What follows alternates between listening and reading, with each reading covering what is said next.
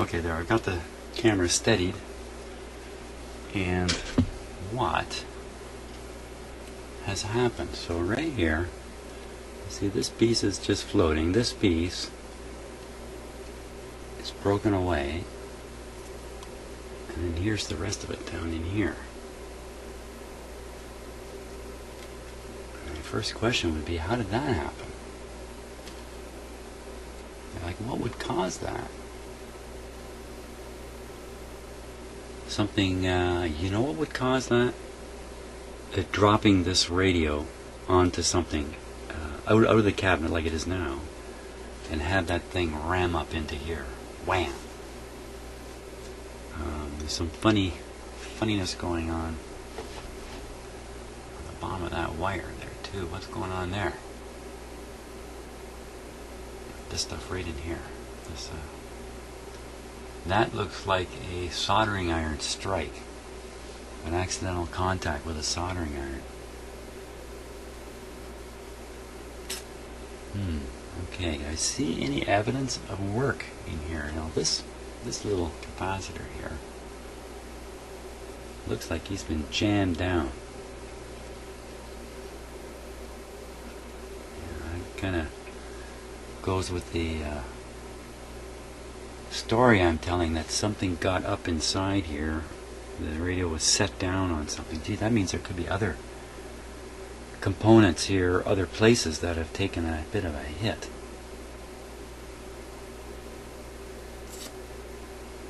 Yeah, I'm just looking around a little bit. I don't see any other evidence of anything. You know, unless this was done on purpose. There's some advantage to doing this. I can't imagine what it would be. Are there any short circuits because of it? It doesn't look like there's any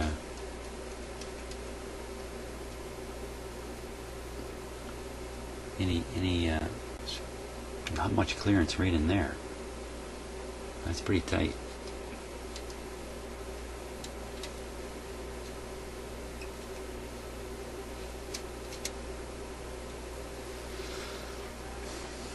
Well, that orange drop capacitor right here, there's another one just out of view, just up above here.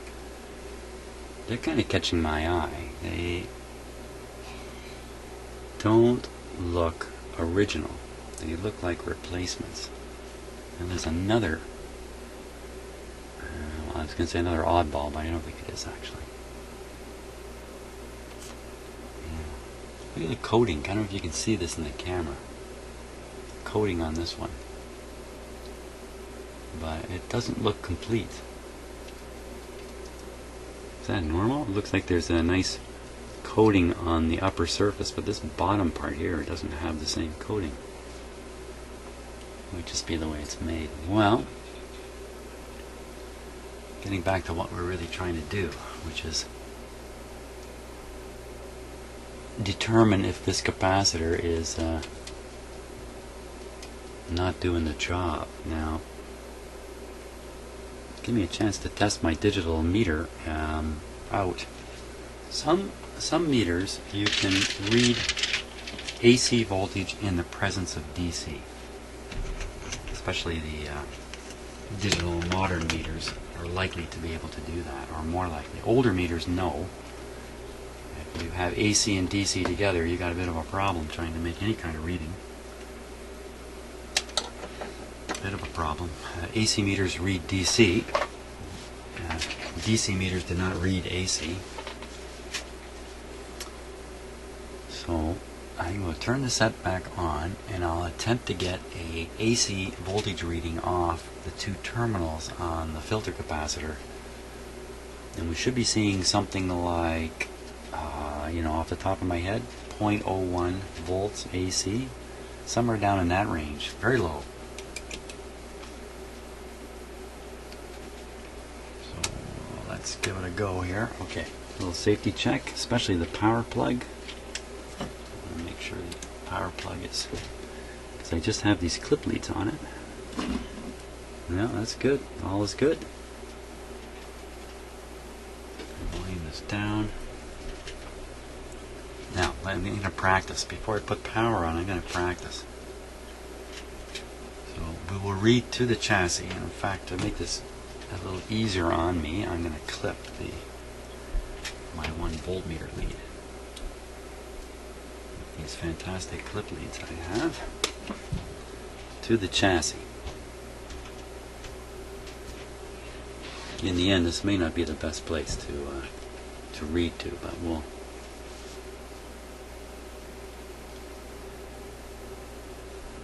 Yeah, you know, the capacitor shell is soldered right to the chassis. There's 2 leads coming out of the bottom of the capacitor. Those are pretty good indications that the chassis is definitely part of the radio here. Yeah, I see other things connected to the chassis. So, okay.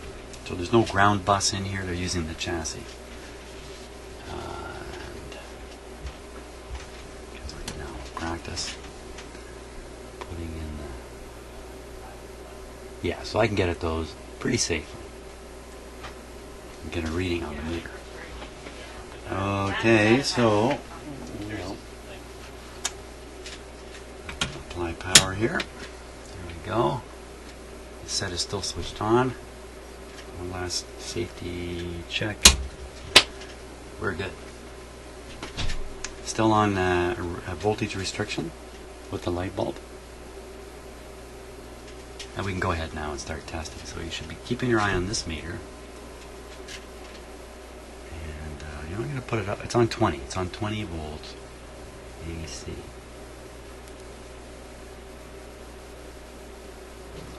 we're reading 16 there.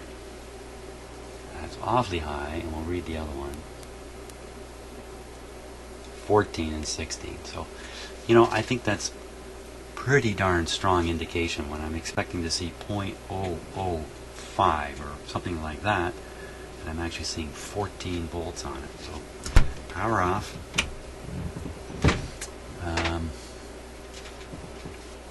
We have to put in some new filter capacitors in the radio.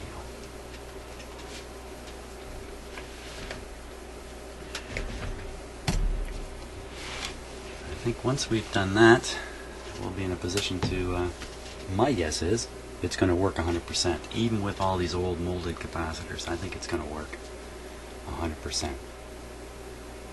I'll give my odds at 50% on the 100%. Yeah. Okay, so that's what's got to be done. Okay, so we're able to continue now with this unknown brand of radio, which could be a Blaupunkt. Blaupunkt. How do you say that? Blaupunkt? Better be careful there. I don't know how to pronounce that word. Or maybe it's, who knows what it is. So, but I have the capacitors I need now. Here's one. It's 100 microfarads at 450 volts. And that's what we need to replace the one that's in here and kill the hum. That is so evident. Now, a little bit of a different camera view here. Excuse me, so you can look right in. You need to. And buried down in there is the actual capacitor. And I'm going to have to get the leads down in there somehow.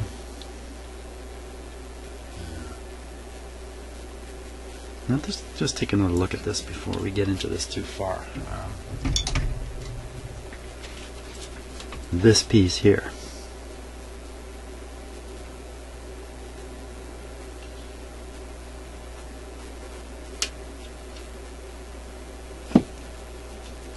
That's just the strangest thing.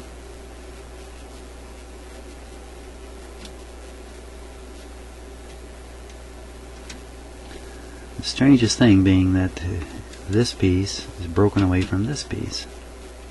The question's got to be, did that happen on purpose?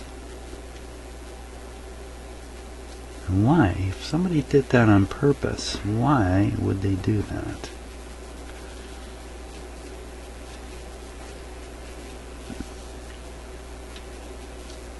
It's not like a lot of these have been resoldered or parts replaced here. There's an adjustable resistor right there. Well, I don't know, there's another kind of strange thing here where a similar kind of binding post or connection strip has been soldered in here and then used as a connector. It's kind of weird how they've done it.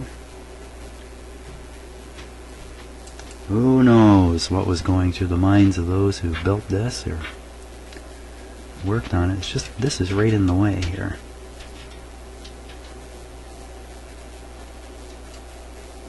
I have to get a positive terminal on the capacitor here and a positive there for the other capacitor.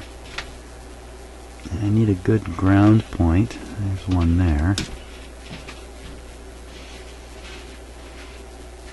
There's one over here. Not very accessible. Yeah, there's a big whack of solder right there, but that's right on the chassis. And I'd rather put it on a terminal.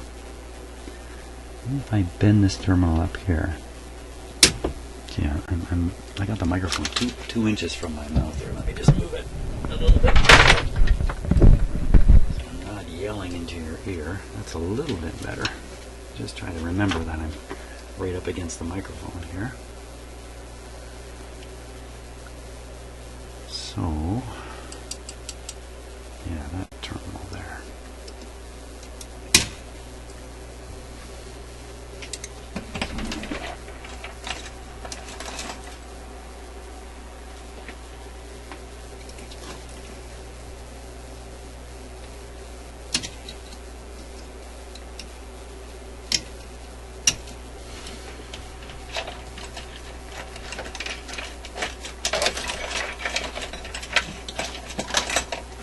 Do is just pull it up a bit, make it a little more accessible here.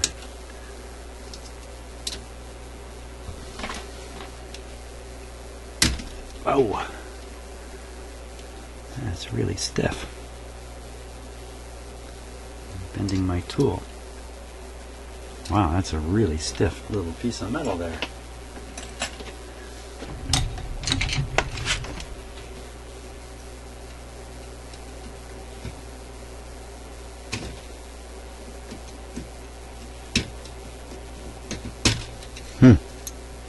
No wonder this got broken.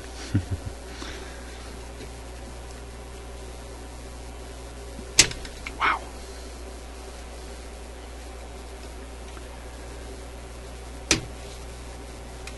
There we go.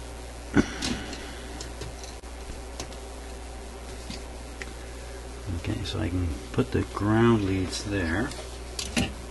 This is really going to be tight. I gotta put these two big honking things in here somewhere.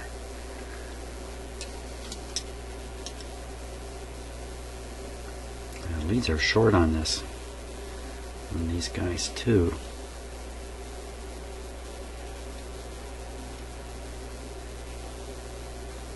I'm going to try to fit them in and take a look at how they're gonna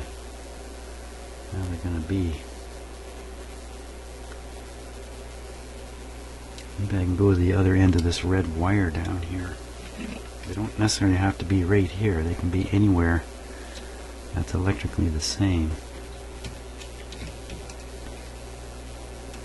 Okay, so this red wire disappears through a hole and hits top side of the radio, so that's not going to help. Looks like I got to get them right in there.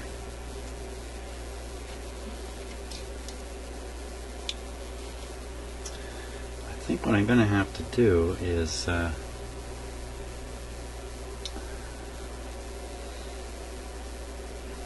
do these like some kind of unit in here. Wow. I may have to put little extension wires on the leads. So what I'm going to do is I'm going to twist them up here.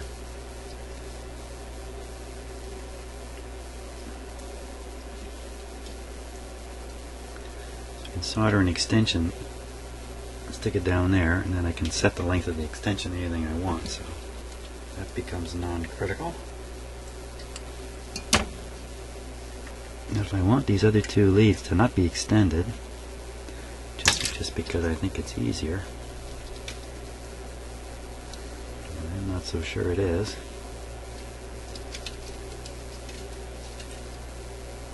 I can kind of get them down there, like that.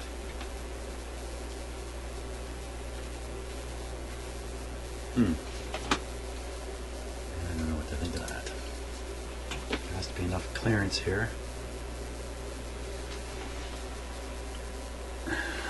Probably is, but I don't think I can get a soldering iron down in there now. So another approach is to bring 3 wires out, or even 2 wires out, the 2 positive wires out some distance to where I placed these in the radio. They can be anywhere, really. Anywhere I can make a good spot to strap them down. And that's a bit of a challenge too.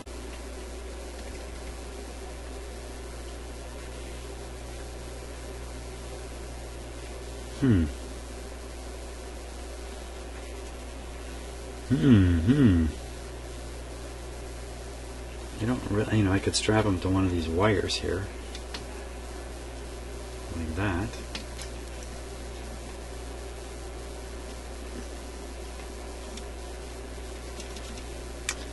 Not the best way to do things. Oh my. Again, the simplest stuff becomes the most complicated.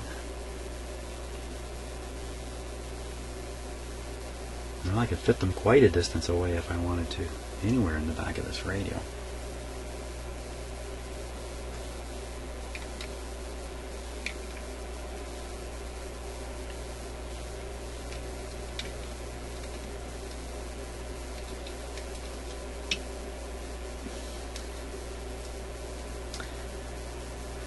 Rather like fix them onto the side of something.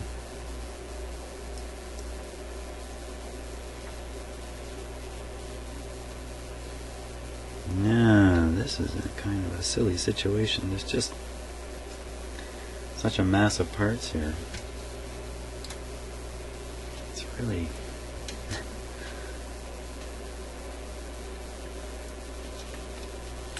this is a very solid little guy here.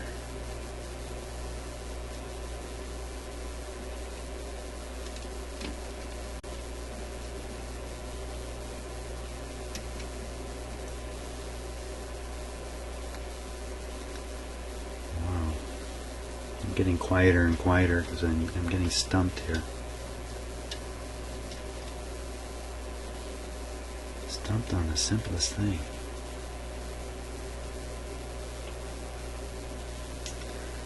Well, I'll tell you what I'm going to do. I think I'll go ahead and solder on the extension wires onto it while I'm pondering the situation.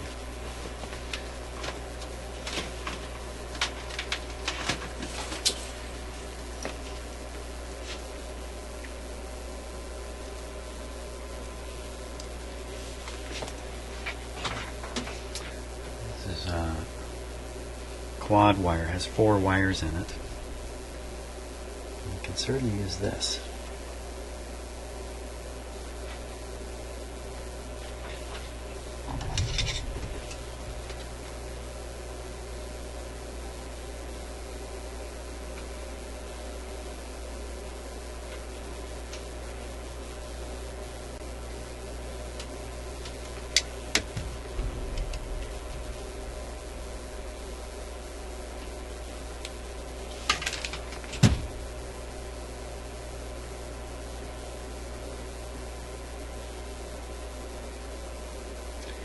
Get rid of the yellow.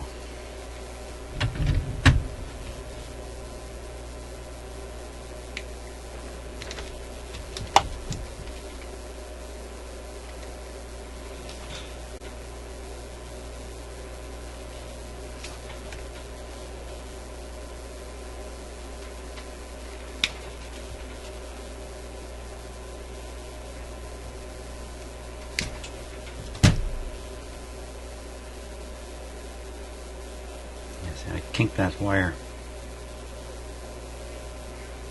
It's just going to break off.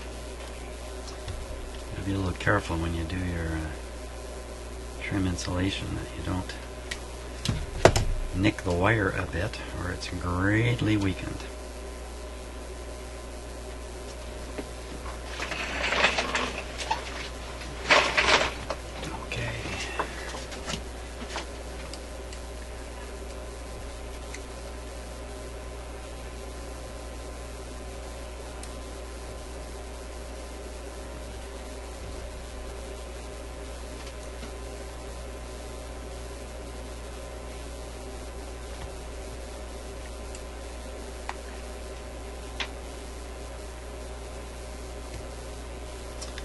So this gives me a chance to jabber a little bit here. If you've watched enough of my videos, then you might know that I take care of a jukebox in a small restaurant here in the city I live in. And that's been lots of fun. It's an absolutely original jukebox. It has not been modernized in any way. It plays records like they used to. The tables have wall boxes where you can put your quarter in and make your selection. And there's a part in it that burned up a solenoid, and I had it here in my shop. Again, if you've watched enough videos, you've actually seen it. And I managed to buy a replacement solenoid and install it in the jukebox. And get it back working. You know, the problem with a jukebox in a restaurant is that if something serious enough goes wrong with it, it can fill the restaurant with smoke. That's not a good thing. And that's what happened when the solenoid first failed. Got our new one all installed in there, checked it out, beautiful. That was about 2 weeks ago or so. Call last week. Had to unplug the jukebox, smoke coming out of it. Oh my god, I thought, oh no. The solenoid I put in has failed.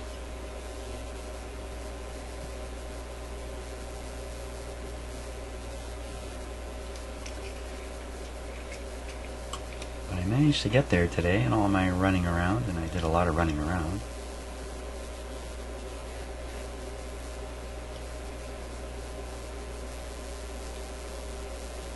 Turns out it's not the solenoid.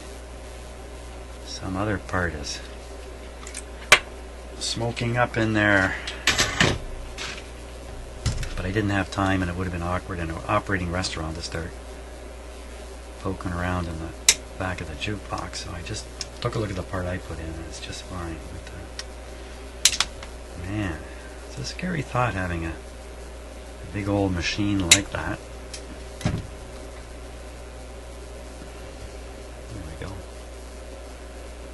I tried to limit the exposure of the positive wires here, so there's not a lot of, because that's going to have high voltage relative to the chassis. You really don't want a lot of stuff. Now I can put this, I can mount this anywhere in this radio, including up on top. I really don't want to do that. I'd like to tuck it away somewhere nice and neat.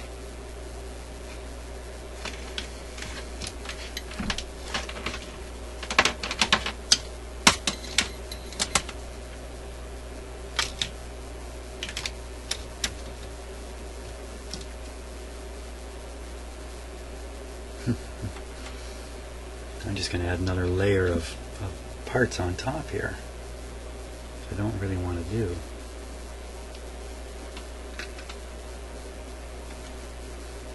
Oh, I thought by the time I got this wire connected I'd have a good idea on where to mount this, but it's definitely not the case. I could probably make the wire fixed in place, but see how they, you know, that's just not good, shaking like that.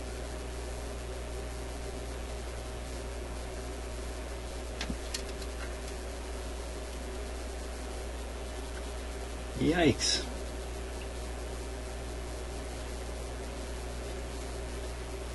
about outside here? And I don't know when this is placed into the console how much clearance there is on the outside. There must be a fair bit over here because the transformer's sticking out.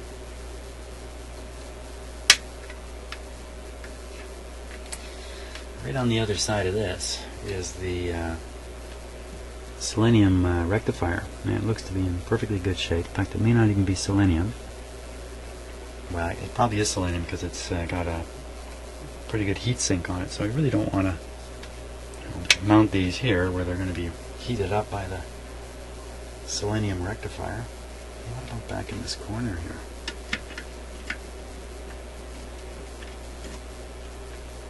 It's not so bad.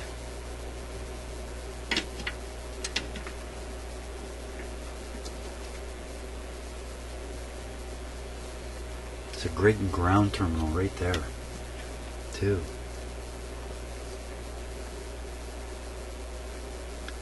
Wow. Okay, well, I'm not going to drag you through this pondering here. I'll just figure out a spot to put it. And turn on the camera when I figure that out.